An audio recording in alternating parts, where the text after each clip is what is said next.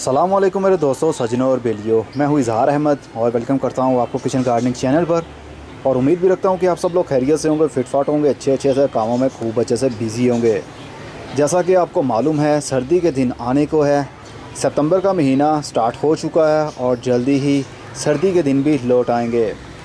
तो सर्दी के दिन आने से पहले पहले हम अपने रोज़ प्लांट की प्रिपेयरिंग कर लेना चाहते हैं, मतलब उसकी कटाई शटाई कर लेना चाहते हैं, उसकी सॉइल में फर्टिलाइज़र दे देना चाहते हैं, ताकि वो सीज़न शुरू होने से पहले ही उसके अंदर इतनी पावर हो कि जब सीज़न शुरू हो तो उसको अच्छे से फ्लावरिंग भी हो सके। मैं बात कर रहा हूँ इंग्लिश रोज़ की, जिसको सर्दी के दिनों में फूल लगते हैं और बहुत ही बड़े साइज़ के लगते हैं। जो ये वाला आपको पौधा दिख रहा है, ये करीब 2 साल या 2.5 साल से मेरे पास है और इसके ऊपर कितनी सारी मैंने वीडियोस भी बनाई हैं।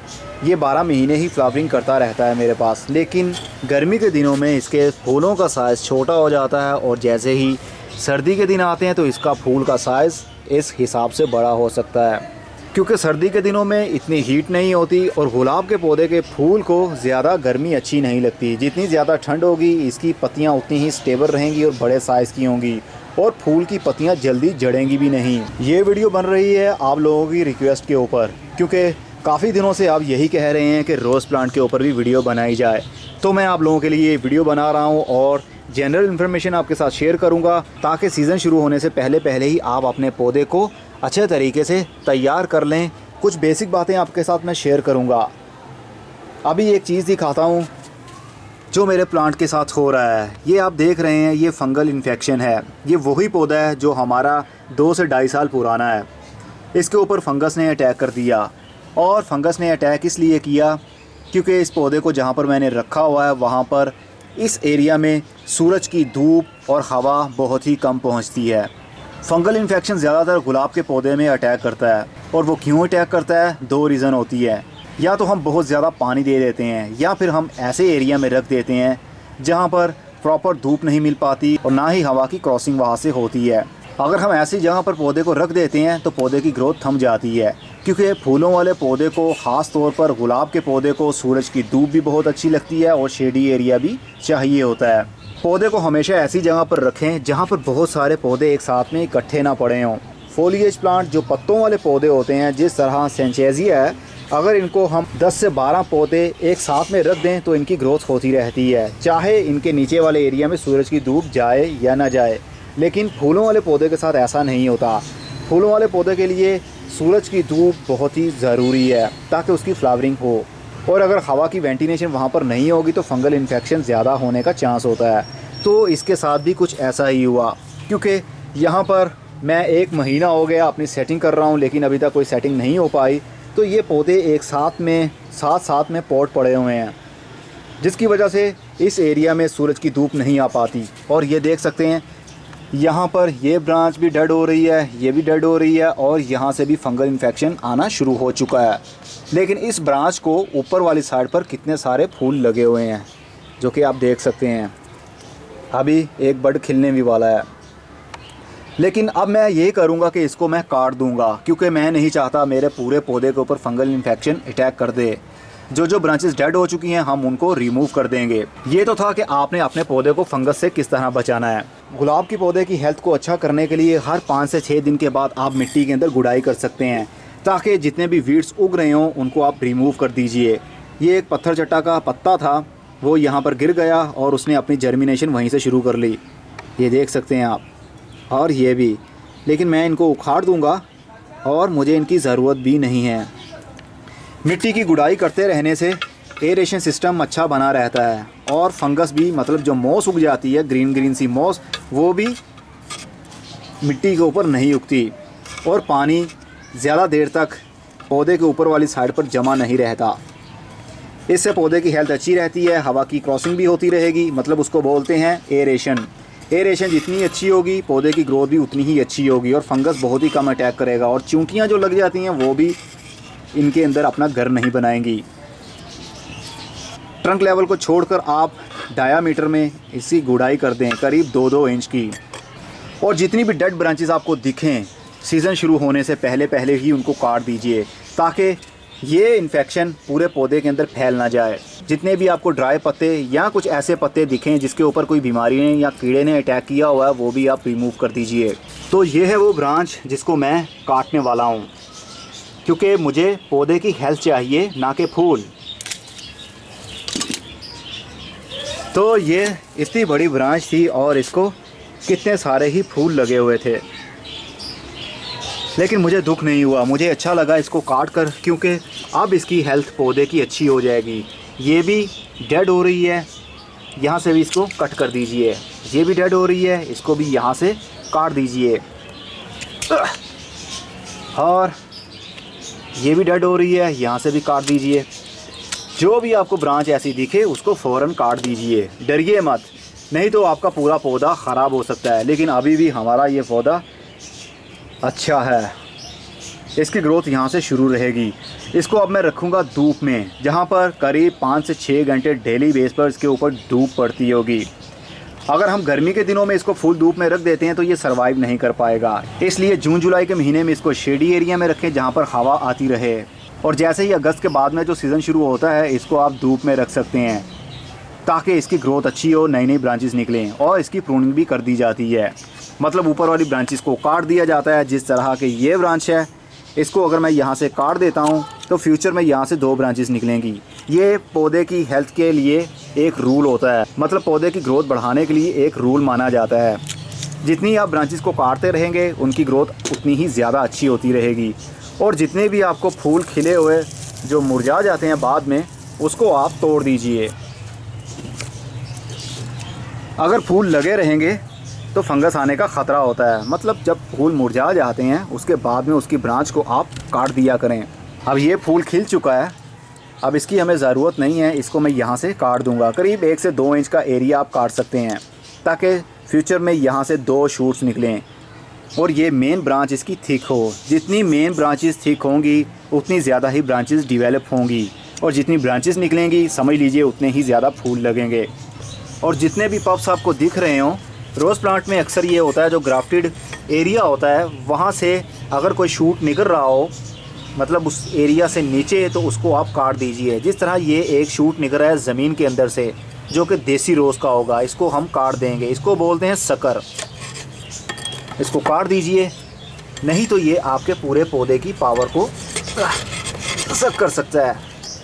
देखिए कितना ये मज़बूत हो चुका है,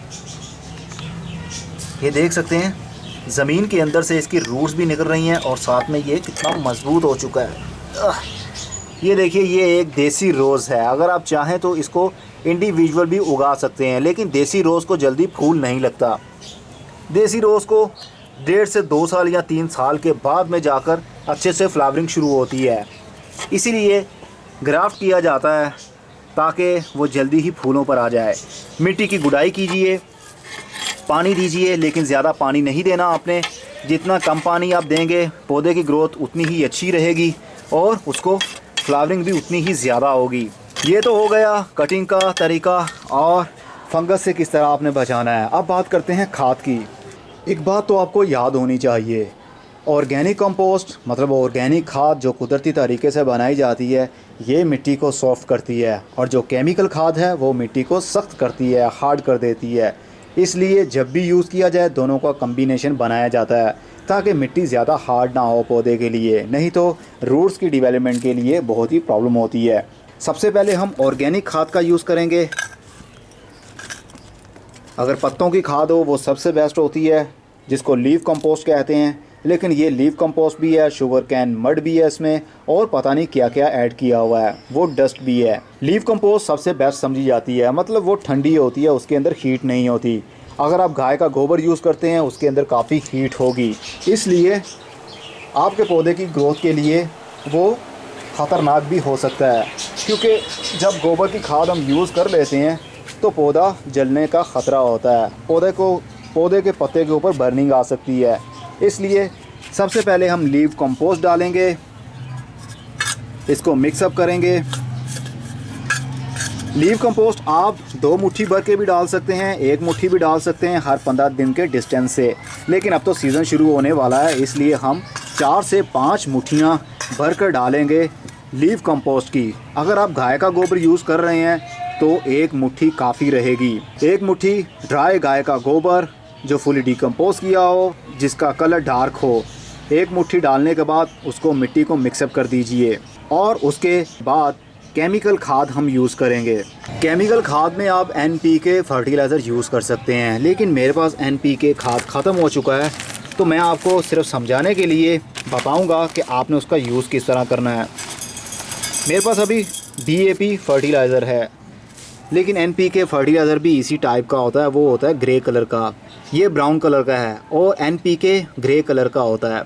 तो DAP से मैं आपको समझाऊंगा कि आपने उसको यूज़ किस तरह करना है। मान लीजिए ये NPK खाद है और आपने इसको यूज़ करना है अपने गमलों में, ताकि आने वाले सीज़न के लिए आप अपने पौधे को तैयार कर लें फूल देने के लिए।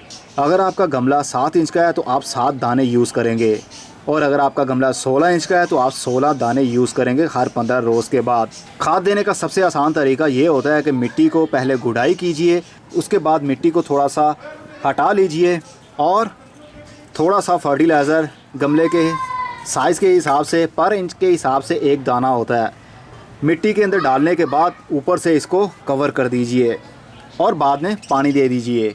ये वो तरीका है जो फार्मर यूज़ करते हैं और आज पहली बार मैं आप लोगों के साथ शेयर कर रहा हूँ, क्योंकि अगर हम ऊपर वाली सरफेस पर ही दाने फेंक देते हैं तो रूट्स को बहुत ही प्रॉब्लम होती है। जब हम पानी देंगे तब भी वो फर्टिलाइज़र थोड़ा सा मिट्टी के अंदर चला जाएगा, लेकिन ये मेथड यूज़ करने से रूट्स को सूरज की रोशनी बर्दाश्त नहीं करनी पड़ेगी।